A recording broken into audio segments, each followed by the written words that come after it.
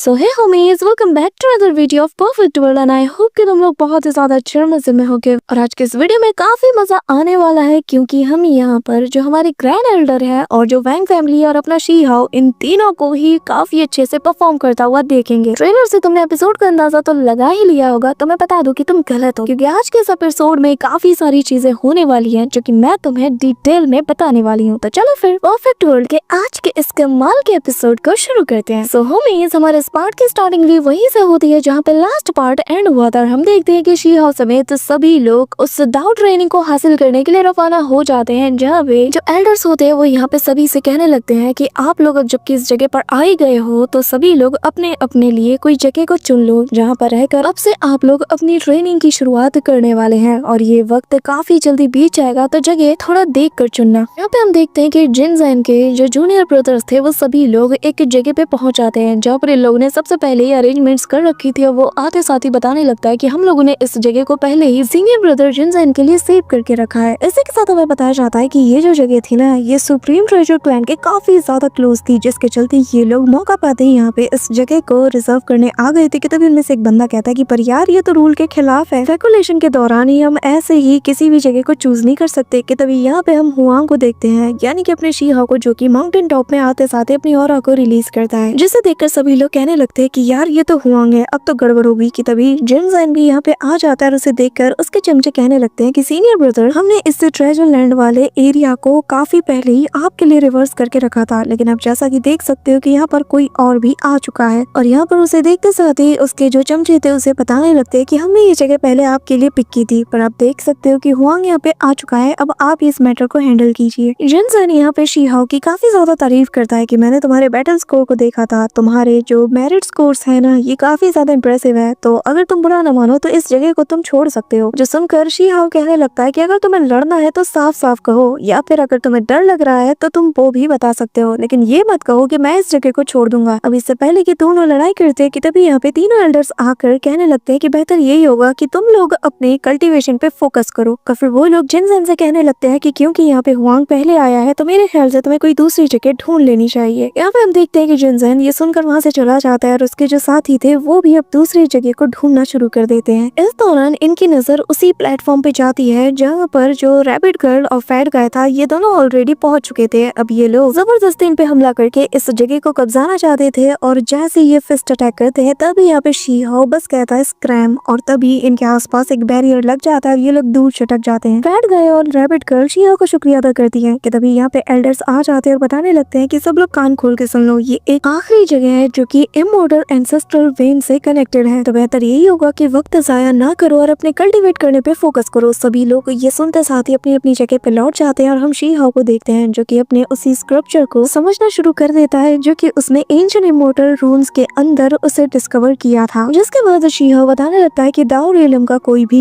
इसे कभी भी ओपन नहीं कर सकता, लेकिन मेरे पास वो सारे मेथड्स हैं। अब यहाँ पे शी हाओ ये जानने के लिए काफी ज्यादा एक्साइटेड था कि आखिर इस इमॉर्टल स्क्रप्चर के अंदर कौन से जो हेवन एंड अर्थ के जो लॉज है वो फ्यूज हैं। शी हाओ इसे ओपन करता है, यहाँ पे उस स्क्रप्चर में से काफी डिवाइन एनर्जी रिलीज होती है जो कि पास के एल्डर देख के भी हैरान थे और कहने लगते हैं कि ये तो वही इमॉर्टल स्क्रप्चर है जहाँ पर उन्हें एक ऐसे इमॉर्टल की लेगेसी फ्लेम नजर आती है जो कि एंशिएंट इमॉर्टल एरा से बिलोंग करता है। इसे देखकर सभी की आंखें फटी की फटी रह जाती हैं। यकीन नहीं होता कि वो एंशिएंट इमॉर्टल क्लैन जिसने कि मैन पावर पे कितना कुछ इन्वेस्ट किया, आज हम उसकी एक इतनी प्रीशियस सी लेगेसी को यहाँ पे देख पा रहे हैं। यकीन नहीं होता है कि ये अजीम ताकत यहाँ इस लड़के के हाथों में है। यहाँ पे एल्डर्स शी हाओ के लिए काफी ज्यादा खुश थे। वहीं दूसरी तरफ फैट गाय यहाँ पे कल्टीवेट करते हुए कहने लगता है कि शांत रहो, शांत रहो, तुमने ये देखा है, तुमने ये देखा है, तुम्हें इतना ज्यादा सरप्राइज होने की जरूरत नहीं है, तुम्हें आदत है कि तुम्हारा दोस्त तुम्हें हर बार ऐसे सरप्राइज करता है ना। यहाँ पे रैबिट गर्ल उसकी बात सुन के हंसती है कि तभी आसपास के जितने भी कल्टीवेटर्स थे इन सभी की नजर शी हाओ की तरफ जाती है जहाँ पे इमॉर्टल स्क्रप्चर की अजीम ताकत को ये भी फील कर पाते हैं। मिस वैंग जी और उसके फियांसे को भी हम देखते हैं जहाँ पर वो लोग जब शी हाओ की इस ताकत को देखते हैं ना तो इनके भी होश उड़ चुके थे। इस दौरान शी हाओ कहता है कि मुझे लगा नहीं था कि मिस वैंग जी को भी ऐसे ताक झांक करने की आदत होगी। अगर तुम्हें मेरे इस इमॉर्टल स्क्रप्चर में इतना ज्यादा इंटरेस्ट है, इसकी जो ऑरा है इसे देखने में तुम्हें इतना ही मन है, तो क्यों ना तुम अपनी उस केओस कैलेमिटी आर्ट के बदले इसे एक्सचेंज कर लो। बदले में मैं तुम्हें इसे थोड़ा और करीब से देखने दूंगा। यहाँ पे हम देखते हैं कि ये ऑफर सुनते साथ ही जो जिनजैन है वो देरी नहीं करता, वो कहने लगता है कि मेरी जिन फैमिली के पास भी कुछ इमॉर्टल स्क्रप्चर्स मौजूद हैं, तो अगर तुम चाहो तो हम उसे भी एक्सचेंज कर सकते हैं। यहाँ पे शिहाओ स्माइल करता है, असल में ये तो उसकी चाल थी। तो वो उसकी तारीफ करते हुए कहता है कि हाँ बिल्कुल, मैं तुम्हारी जिन फैमिली की जो बॉडी टेम्परिंग टेक्निक है, जिसे कि secret guardian body tempering technique भी कहा जाता है, तो वैसे तो मुझे इंटरेस्ट नहीं, लेकिन मैं आपकी खातिर आपकी इस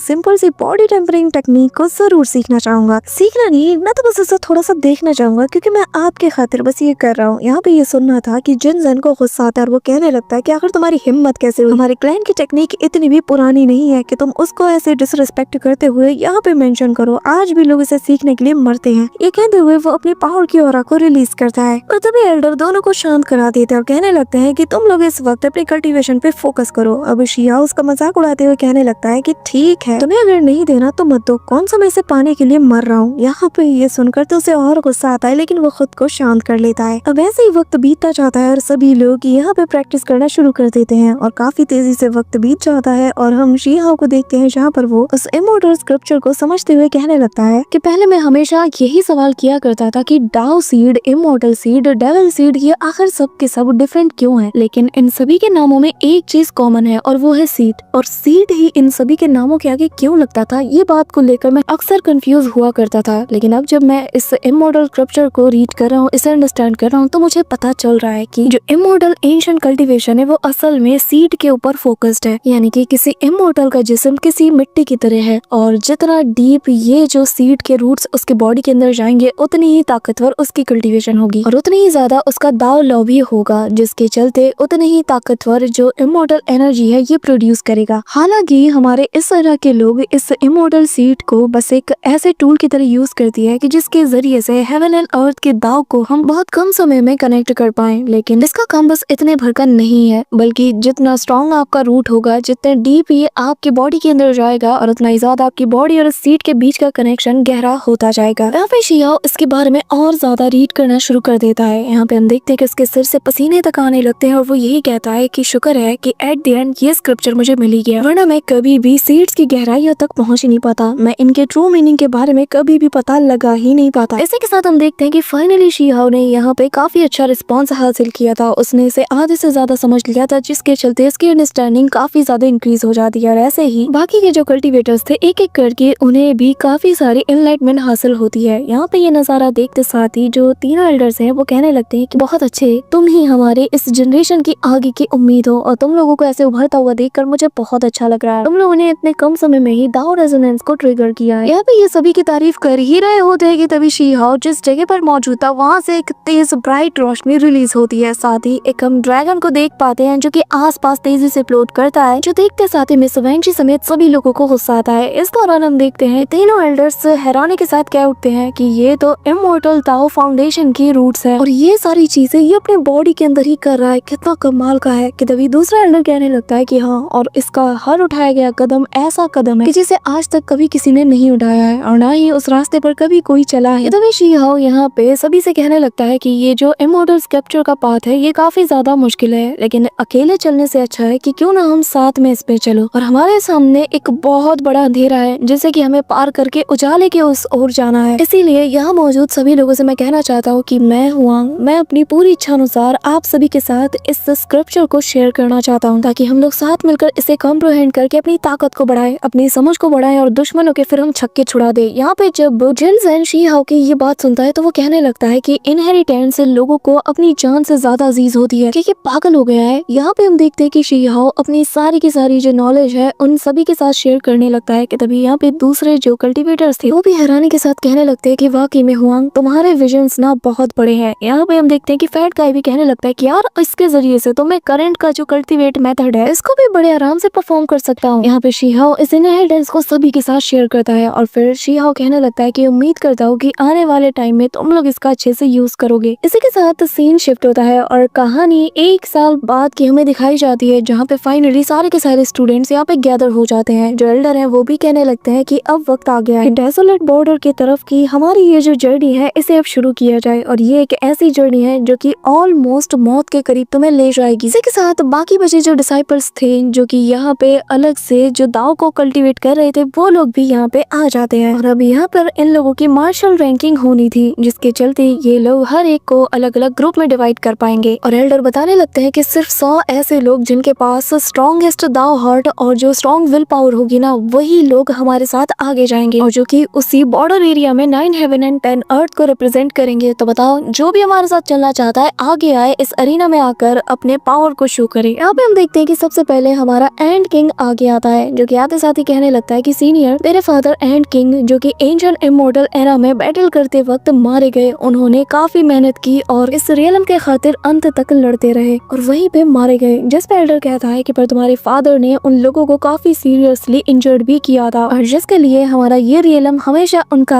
आभारी रहेगा। यहाँ पे एंड किंग सामने मौजूद बंदे के ऊपर अपना अटैक करता है और कहने लगता है कि फिर ठीक है, अगर मेरे फादर ने वहाँ पे अपनी जान दी है तो मैं भी वहाँ पे जाकर अपनी पावर का नमूना दिखाऊंगा और दुश्मनों के छक्के छुड़ा दूंगा, क्योंकि मेरा जो विल पावर है वो बैटल से ही काफी ज्यादा पीक पकड़ता है। तो भला मैं इतने क्रूशियस बैटल को कैसे मिस कर सकता हूँ, मुझे हर हाल में जाना है। यहाँ पे हम देखते हैं कि एंड किंग पहले बंदे की तो छुट्टी कर देता है कि तभी दूसरा बंदा उससे फाइट करने आता है और वो यहाँ पर अपनी स्वॉर्ड को समन करते हुए कहने लगता है कि तुम्हारे फादर एंड किंग के बारे में मैंने काफी कुछ सुना है कि वो दुश्मनों के हाथों कैसे एंशिएंट बैटल ग्राउंड में मारे गए, लेकिन जो हमारे ही गद्दार थे उन्होंने तुम्हारे फादर को मौत तक पहुंचाने में काफी बड़ा रोल निभाया है। अब यहाँ पे एल्डर ये सारी बातें सुनकर कहते हैं कि हाँ, कि सब कुछ अच्छा चल तो रहा था, लेकिन फिर गू क्लैन के कुछ लोगों ने उन पर घात लगा के हमला किया। यहाँ पे हम सामने वाले बंदे को देखते हैं जो कि यहाँ पर अपने वेपन को थामते हुए कहने लगता है कि मेरा पाथ है सच को जानना और मैं उस एंशिएंट टाइम में हुए बैटल के अंदर हुई सच्चाई को जानना चाहता हूँ कि आखिर वो कौन है जिसने कि हमारे रियलम को वाकई में धोखा दिया था। क्या वाकई में वो गू क्लैन था या कोई और? इसी के चलते मैं आज के इस बैटल में शामिल होना चाहता हूँ क्योंकि मुझे सच्चाई का पता लगाना है। यहाँ पे हम देखते हैं कि वो अपने दाव के पावर को दिखाते हैं, सभी लोग अपने विल पावर को भी शो कराते हैं। ऐसे करते करते एक एक करके काफी सारे लोग आते हैं। यहाँ पे हम मिस वैंगशी के फियांसे को भी देखते हैं, जहाँ पर वो भी अपने इनविजिबल पैथ के बारे में बताता है कि कैसे उसे सबके ऊपर रूल करना है और इसीलिए वो अपने दुश्मनों को सरपास करना चाहता है। और तभी यहाँ पर हम उसी सिल्वर क्राउन वाले बंदे को देखते हैं, जहाँ पर वो कहता है कि क्या तुम्हें रूल करना है, लेकिन अगर ये पूरा जगह बचा ही नहीं तो तुम कहाँ रूल करोगे? तुम्हें अपने दुश्मनों पे रूल करना है, लेकिन डेसोलेट बॉर्डर पर जब हम जाएंगे तो हम सबका सफाया कर देंगे, क्योंकि जो मेरा पैथ है और जो मेरी विल पावर है वो है इनविजिबल सप्रेशन, जिसके चलते मैं किसी को भी सप्रेस कर सकता हूँ। अब यहाँ पे ऐसे करते करते शीहाओ के भाई की बारी आती है, जहाँ पर वो कहने लगता है कि जिस रास्ते पे मेरा भाई चल रहा है आखिर मैं उस रास्ते पे उसे अकेले चलने के लिए कैसे छोड़ दूं, इसीलिए मेरा पैथ है पैथ ऑफ प्रोटेक्टिंग फैमिली। इसी के साथ हम देखते हैं कि फैट गाय आगे आता है, जहाँ पर वो कहता है कि मेरे मास्टर ने मेरे बारे में एक प्रोफेसी की थी कि मैं एक मोटे से कल्टीवेटर के हाथों कुचल के मारा जाऊंगा, और अब मुझे लगता है कि उस प्रोफेसी के सच होने का वक्त आ गया है और लगता है कि जो डेसोलेट बॉर्डर एरिया है वहीं पर ये घटना घटने वाली है। कि तभी यहाँ पे वो अपने पावर्स को भी दिखाता है। इस दौरान लिटिल रैबिट गर्ल भी आ जाती है और वो बस इतना कहती है कि मुझे दाव और बाकी सारी चीजों के बारे में इतना कुछ नहीं पता, मैं बस इतना जानती हूँ कि जहाँ पे ही मेरा दोस्त हुआंग जाएगा वहाँ पर मैं उसे फॉलो करूंगी। अब तभी यहाँ पे शीहाओ की बारी थी, तो यहाँ पे जीजन का एक बंदा शीहाओ के बारे में बुरा भला कहने लगता है, जो सुनकर यहाँ पे शीहाओ के दोस्तों को तो काफी गुस्सा आता है। पर तभी शीहाओ यहाँ पे अपनी ऑरा को रिलीज करते हुए वहाँ पे अपीयर होता है और सभी लोग उसी ओर देखने लगते हैं। और यहाँ शीहाओ के आसपास काफी सारी डिवाइन एनर्जी रिलीज हो रही थी। एल्डर देख के बताते हैं कि इसकी जो बॉडी है वो किसी गोल्डन ब्लड के जरिए से रिफाइन की गई है। बिल्कुल ऐसा लग रहा है मानो जैसे इसके फ्लैश को, इसकी जो ब्लड है इसको गोल्डन ब्लड से पूरी तरीके से रिफाइन करके इसे एक्सचेंज कर दिया गया है। यहाँ पर शीहाओ काफी टेरिफाइंग से पावर को भी रिलीज कर रहा था। यहाँ पे हम शीहाओ का एक छोटा सा ट्रांसफॉर्मेशन भी देखते हैं, जो देखकर एल्डर भी इसकी तारीफ करते हैं और कहते हैं कि इतने कम समय में डिपार्ट होने से पहले ही इसने अपना ट्रांसफॉर्मेशन भी कंप्लीट कर लिया। यहाँ पर शीहाओ इस बंदे को सबक सिखाने लगता है, जो देखकर एल्डर कहने लगते हैं कि शीहाओ तुम्हारे पाथ के बारे में क्या ख्याल है। अब शीहाओ यहाँ पे उसी पल को याद करता है जब यहाँ पे वो अपने इमॉर्टल सीट को हासिल करने के लिए ट्रायल्स को दे रहा था, जहाँ पे उसे कि बताओ क्या उस बैटल को तुम लड़ना चाहोगे जिस बैटल में तुमने सबको खो दिया हो, तुम्हारे साथ कोई ना हो? क्या तुम अकेले तब तक लड़ते रहोगे जब तक तुम्हारी जवानी से लेकर बुढ़ापा ना आ जाए, तुम्हारे बाल सफेद ना हो जाए, और यहाँ तक कि क्या तुम तब तक लड़ते रहोगे जब तक तुम्हारी एक एक हड्डी टूट ना जाए? बताओ क्या तुम फिर भी अकेले वहाँ पे खड़े रहोगे? इसी के साथ गॉड विलो की कही से बात भी याद आती है कि हालांकि इस वर्ल्ड में तुम काफी ज्यादा इनविजिबल हो, लेकिन रिवर ऑफ टाइम के अगेंस्ट तुम ज्यादा देर तक टिक नहीं पाओगे। तुम जब पलट के देखोगे तो तुम्हें बस अपने कंपेनियंस नजर आएंगे जो कि जा चुके हैं। तो बताओ तब तुम क्या करोगे? यहाँ पे शीहाओ को काफी सारी चीजें याद आती हैं और फिर एंड में वो कहने लगता है कि मेरा पाथ है दुश्मनों का सुपड़ा साफ करना, फिर चाहे वो पास्ट से बिलोंग करते हो, प्रेजेंट में बिलोंग करते हो या फिर फ्यूचर से बिलोंग करते हो। मैं हर एक टाइमलाइन के सारे दुश्मनों को मिटाना चाहता हूँ और यही मेरा रास्ता है जिस पर मैं चलूंगा। यहाँ पर जब ये सारी बातें सभी लोग सुनते हैं ना, तो वो सभी लोग दंग रह जाते हैं, क्योंकि शीहाओ शीहाओ का विजन वाकई में बहुत बड़ा है। इस दौरान एल्डर बताते हैं कि हमने उन सारे 100 लोगों को चुन लिया है, तो अब जिन लोगों को भी चुन लिया गया है वो लोग इसी वक्त अल्टर में एंटर करें। और हम देखते हैं कि सभी लोग जैसे ही अल्टर में एंटर करते हैं ये लोग यहाँ से जाने की तैयारी करने लगते हैं और एक तेज रोशनी आसमानों से जा टकराती है जो कि यहाँ पर रास्ते को ओपन करती है। वही दूसरी तरफ शीहाओ अपने इस 9 हेवन एंड 10 अर्थ की तरफ देखते हुए अपनी पुरानी मेमोरीज को याद करता है। वो यहाँ पे अपने ग्रैंडफादर के साथ बिताई गई पुरानी मेमोरीज को भी याद करता है, साथ ही वो हुआ लिंगर को भी याद करता है। और बस उन सभी को याद करते हुए वो मन में कहता है कि बस मेरे वापस आने तक का तुम लोग इंतजार करना। इसी के साथ गाइस ये लोग यहाँ से टेलीपोर्ट हो जाते हैं और द अल्टीमेट बैटल यहाँ से शुरू होता है। और फिर सीन शिफ्ट होता है और हमें इनर सिटी के इंपीरियल पास का सीन दिखाया जाता है, जहाँ पे जो एंट्रेंस का एरिया था वहीं पर हम देखते हैं कि शीहाओ और बाकी सारे एल्डर और जितने भी बाकी के जो स्टूडेंट्स थे वो सभी यहाँ पे आ जाते हैं एक साथ। इस दौरान ये लोग एंटर होते हैं और तभी इन्हें अपने सामने काफी सारे कॉफिन्स नजर आते हैं। एल्डर बताने लगते हैं कि ये मत सोचना कि जो बैटल ग्राउंड है ये काफी ज्यादा मर्सीफुल होगा, असल में ये बहुत ज्यादा रूथलेस है। ये जो तुम कॉफिन्स देख रहे हो इसके अंदर किसी की भी फुल बॉडी नहीं होगी, किसी की शायद एक उंगली होगी, शायद किसी की बस हड्डियों का ढांचा ही इसमें मिले। यहाँ पे शीहाओ को तो ये देखकर बहुत गुस्सा आता है। सभी लोग अपनी नजरें नीचे कर लेते हैं क्योंकि बेचारे ये लोग फिलहाल के लिए कुछ नहीं कर सकते और ना ही मरे हुए इंसान को ये लोग वापस ला सकते हैं। कि तभी शीहाओ की नजर उस जाइंट से ट्री पे जाती है तो वो सीनियर से इसके बारे में सवाल करता है। सीनियर बताते हैं कि ये जो तुम ट्री देख रहे हो ये असल में बहुत ही पुराने टाइम से यहाँ मौजूद है और जो हमारे सबसे पावरफुल इस रियलम के जो स्पिरिट गार्डियंस थे उनके द्वारा छोड़े गए कुछ आखिरी अवशेष है। एक ancient immortal tree already ancient immortal era में हुए उस बैटल में मारा गया है और ये बस उसका एक अवशेष ही तुम समझ सकते हो। यहाँ पे जैसे ही वो इस ट्री को और गौर से देखता है तो उसे विलो गॉड की याद आती है और तभी यहाँ पे एल्डर इसके बारे में सारी कहानी बताने लगते हैं कि पास्ट में कैसे इसने अपनी ताकत के दम से दुश्मनों के छक्के छुड़ा दिए थे। जो एंशिएंट इमॉर्टल एरा के टाइम में बैटल हुआ था उस दौरान इसने एक काफी बड़े रोल को प्ले किया था। लेजेंड्स का तो ऐसा कहना है कि ये अपने आप से ही वहां तक पहुंच गई थी और उसने जो तबाही वहां उस बैटल फील्ड में मचाया उसे जिसने भी विटनेस किया वो लोग कभी भी इस मंजर को भूल नहीं पाए। लेकिन अफसोस की बात है कि हमारे रेलम के तब के जितने भी महान कल्टीवेटर्स थे वो लोग ज्यादा देर तक टिक नहीं पाए। ये अकेली फाइट करती रही लेकिन एंड में वो अकेली भी ज्यादा देर तक टिक नहीं पाई। लेकिन कहा ऐसा जाता है कि मौत इसकी कभी भी मंजिल नहीं रही। अब शीहाओ को वही पल याद आता है जब विलो गॉड उसका हाथ पकड़ के उसी ट्री के पास ले आई थी। और एल्डर बताने लगते हैं कि लेजेंड्स तो ऐसा भी कहते हैं कि इसने अपने इमॉर्टल बॉडी को छोड़ दी ताकि वो इसे हमेशा के लिए गार्ड कर पाए, लेकिन उसकी जो स्पिरिट थी वो एक सीड में बदल गई। लेकिन एक दिन वो उस निर्वाणा से वापस जरूर आएगी। यहाँ पे हम देखते हैं कि शीहाओ प्रेजेंट टाइम में वो सारी चीजें याद करता है और तभी उसे कुछ फील होता है कि तभी फैट गाय कहता है कि शीहाओ आखिर तुम्हें किसका इंतजार है। अब यहाँ पे एल्डर बताने लगते हैं कि तुम लोग जहाँ और जिस क्लैन से बिलोंग करते हो उन लोगों के पूरे ग्रुप को जाके ज्वाइन कर लो। यहाँ पे हम देखते हैं कि शीहाओ का सिर अभी भी चकरा रहा था, वो जैसे कुछ फील कर रहा था कि तभी एक एक करके बहुत से जो कल्टीवेटर्स थे वो सभी लोग अपने अपने ग्रुप को ज्वाइन कर लेते हैं। कि तभी फैट गाय को अभी भी शीहाओ की फिक्र हो रही थी। वो उसकी तरफ पलट के उसे देखता है और तभी वो कहने लगता है कि मुझे लगता है कि मेरे जो मास्टर है वो प्रोबेबली कहीं पर सो रहे होंगे और खर्राटे मार रहे होंगे और इसीलिए वो मुझे लेने नहीं आए हैं, उन्हें कुछ नहीं हुआ है, वो सही सलामत है। तभी यहाँ पर हम देखते हैं कि वैंग फैमिली का एक एंसेस्टर आ जाता है और वैंग चैंग ये आते साथ ही हंसते हुए कहने लगता है कि वैंग जी तुम मेरी क्लैन की एक ऐसी लड़की हो जिस पर मुझे काफी ज्यादा गर्व होता है। यहाँ पे मिस वैंग जी उसे ग्रीट करती है और वो बंदा जिन जैंग को देखते साथ ही उसकी भी तारीफ करता है और जिन फैमिली की भी तारीफें करता है और बेसिकली वो यहाँ पर इन लोगों को रिसीव करने आए थे। यहाँ पे हम देखते हैं कि जैसे ही उसकी नजर शीहाओ पे जाती है तो वो कहने लगता है कि हाँ ये तो वही है ना हुआंग फैमिली और उसके कुछ भाई, वाकई में इन जैसे गंदे खून वालों को कौन ही रिसीव करने आएगा। ये सुनकर तो शीहाओ की सटक जाती है, लेकिन उससे पहले उसका भाई कहता है क्या तुम्हारी आंखें खराब है, आखिर हमारे एंसेस्टर ने ऐसा क्या किया है कि जिसके चलते तुम हमें गंदे खून का कह रहे हो। जिस पे वो बंदा कहने लगता है कि सबको पता है क्योंकि पास्ट में तुम्हारे एंसेस्टर ने कुछ ऐसी गलतियां की है कि जिन्हें माफ भी बिल्कुल भी किया नहीं जा सकता। जो सुन के शीहाओ के भाई को गुस्सा आता है कि तभी वो कहता है कि इसके मुंह क्यों लगना, ये तो खुद एक कैदी है जिसे कि यहाँ पर डेजोलेट बॉर्डर में लड़ने के लिए भेज दिया गया है ताकि इसके बुरे कर्मों को ये साफ कर सके और इसकी इतनी औकात कि ये हमारे सामने ऐसे मुंह चलाए। जिस पे इसका दूसरा भाई भी कहता है कि हाँ बात तो बिल्कुल सही कही। जिसमें यहाँ पे एंसेस्टर जो था वो अपने ऑरा को रिलीज करते हुए कहता है कि तुम शायद भूल रहे हो, कोई भी शी क्लैन के उस मैटर को नहीं भूला जो कि इंपीरियल पास में हुआ था। जिस पे जिनसन कहता है कि हाँ बिल्कुल, भले ही इससे फर्क नहीं पड़ता कि शी क्लैन अपने टाइम में एक पावरफुल क्लैन हुआ करता था, लेकिन उनके किए गए बुरे कर्मों को हम कभी भी नहीं भूल सकते। वही लोग हैं जिनके चलते डेजोलेट बॉर्डर पर इतना बड़ा खतरा आ चुका है और ऐसे लोगों को कभी भी माफ नहीं किया किया जा सकता। यहाँ पे मिंगदू क्लैन का जो यहाँ पे एंसेस्टर मौजूद था वो भी इनका साथ देता है, कहने लगता है कि हाँ ये लोग तो गंदे खून के डिसेंडेंट्स हैं और तुम लोगों का तो सूपड़ा साफ कब का कर देना चाहिए। ये सुनकर शी-होकी सटक जाती है। वो अपनी पावर को एक्टिवेट करते हुए कहता है कि आखिर तुम लोग खुद को समझते क्या हो। कि तभी यहाँ पे ये बंदा कहता है कि ज्यादा उछलने की जरूरत नहीं है, अगर आज ये बैटल ना होता ना तो कब का मैं तुम्हें खत्म कर चुका था। अगर तुम्हें इतनी ही प्रॉब्लम है तो क्यों ना तुम अपना सरनेम शी से चेंज कर लो। यहाँ पे शी-हो का भाई उसे जवाब देने के लिए आगे बढ़ता है कि तभी फैट गाय उसे रोकता है और कहने लगता है कि छोटे भाई तुम यहाँ पे अकेले नहीं हो, जरा देखो मुझे भी कोई यहाँ पे पिक करने नहीं आया। जिस पे वो बंदा कहने लगता है कि 10,000 पहले तुम्हारी फैमिली की जो डिसेंडेंट है वो भी एक बहुत बड़ी पनौती की तरह थे, इसलिए तुम लोगों को पैड लक के रूप में माना जाता है। मिंग तियानजन के ऑलरेडी जितने भी डिसाइपल्स थे उन सभी को कोई ना कोई पिक करके ले गया है। तो अब बताओ जब सब लोग जा चुके हैं तो तुम्हें किसका इंतजार है? तुम्हें क्या लगता है कि तुम्हें यहाँ पे लेने कोई आएगा? हाँ, तुम्हें यहाँ लेने कोई नहीं आने वाला। कि तभी यहाँ पर एक आवाज आती है और एक लेडी कहती है कि मैं इन्हें लेने आई हूँ। इसी के साथ तो सबकी नजर ऊपर हवा में जाती है और सभी लोग देखने लगते हैं। कि तभी हम देखते हैं कि ग्रीन ड्रेस में वही लेडी नजर आती है। गाइस इसका क्या नाम है ये तुम लोग मुझे कमेंट में बताओगे। सो